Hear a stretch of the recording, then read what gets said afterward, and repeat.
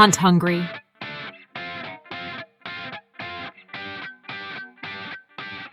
That kind of leads into the next question I was going to ask. So these high arrow count days, do you think it's good to shoot when you're tired so that you get comfortable shooting tired, or does it build bad habits? And I ask that because I've tried to shoot when I'm tired because your bow moves more, and I'm like, all right, I'm gonna get used to seeing this bow float more. But then I just find myself punching the trigger more, and so then it's like I don't know that I helped myself. I should have probably just set the bow down and walked away. But I don't know. I'm asking you because you're better than me. What do you recommend? So I am definitely, so I would say shoot a lot when you feel good, still shoot when you feel bad.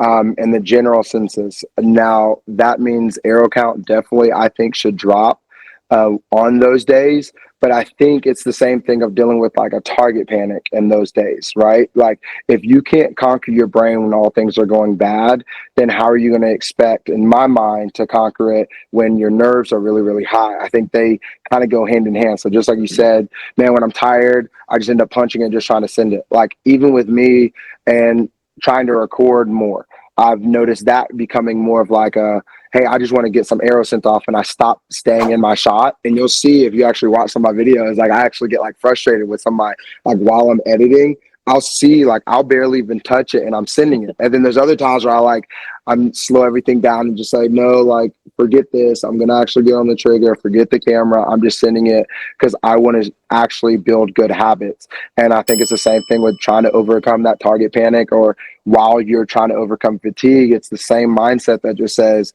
no, I'm going to make a mental decision to shoot the bow the way I want to shoot. Now, I do still fall in like a trigger punching style, if you will, because my sight picture does tell me when to fire, which is the only reason why my shot sense scores stay at like an 80, because I don't float over my target for a long time. Like once I feel it, as long as I've been settled on my thumb peg, that's when I send it.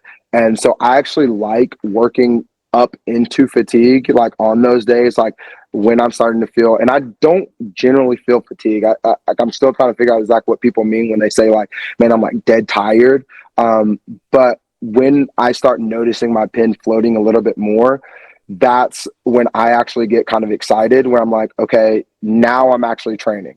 Now I'm learning how to like build a mental headspace that says, no, you can actually shoot through this. And when I first started doing that and seeing my pin float like a little bit more outside of that like yellow, that center, when I started seeing it, but then I would trust it, and then learning how to stabilize through kind of like a bigger muscles when that time would happen, because that I can't rely on my delts at that point. I really got to pull, I say my delts, but yeah, like my shoulder, I really got to pull through my lat a little bit more. And so like, to me, the benefit of working into fatigue or through fatigue. Now, I wouldn't tell you, hey, you worked a full day, you were out in the yard, you're dead tired, and you worked back that day, you need to go send 200 arrows. Most likely, you're probably going to create some bad habits there. But in my mind, if I can send off 30 high quality arrows in the midst of not feeling the greatest, and I can say like probably 20 out of those 30 were pretty solid, to me, I would take that as a W and not as a, man, I can't believe I had 10 like that I just threw to the curve. Because to me, when I'm fresh, I almost am more likely to just send them because it feels good, but I'm not really as focused as when I am tired. So that's kind of how I use fatigue or long days or whatever, like bad headspaces, to kind of benefit me in my practice.